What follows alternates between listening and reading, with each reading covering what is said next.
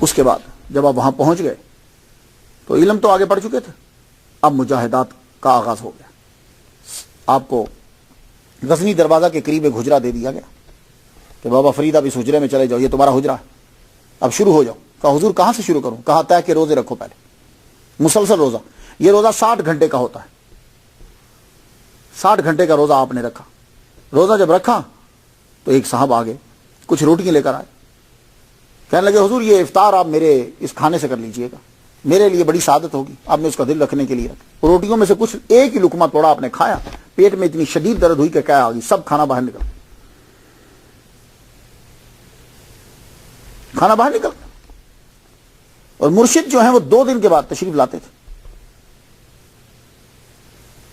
مرشد تشریف لائے، آپ نے آتے ہی پوچھا کیا ہوا؟ تو کہنے لگے کہ وہ کھانا کھایا، ایک ہی لقمہ لیا ہے تو کیا آ گئی. فرمانے لگے اچھا ٹھیک ہے، اچھا ہوا. وہ ایک شرابی آدمی تھا، اس کا کھانا اگر تیرے جزو بدن بن جاتا تو روحانیت میں پرابلم ہوتی.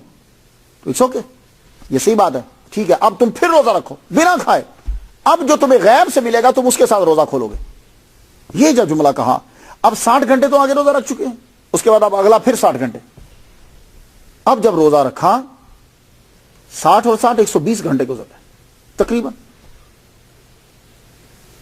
120 گھنٹے کے بعد آپ نے روزہ جب افطار کیا تو چیز کوئی نہیں ہے. آپ نے تو پیر نے تو کہا تھا کہ غیب سے جو ملے گا اس سے روزہ کھول لینا، تو کچھ بھی نہیں آیا.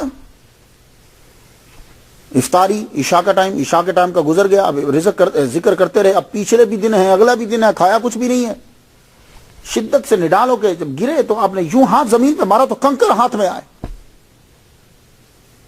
تو آپ نے کنکر لے کر اپنے منہ میں ڈالی. جب منہ میں ڈالے تو منہ میں آتے ہی وہ شکر بن گئے.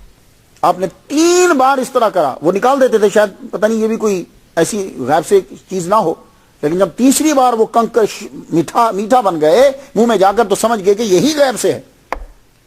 جب مرشد آئے تو واقعہ سنایا تو آپ نے فرمایا تم گنجے شکر ہو. اب آپ نے طے کے روزے کے بعد 40 دن کا ایک وظیفہ بتایا. تو گنجے شکر جو ہے، میرے تحقیق کے مطابق جو ہے گنجے شکر یہ حضرت مرشد کا عطا کردہ لقب ہے، اور بھی باقی کرامات جو ہے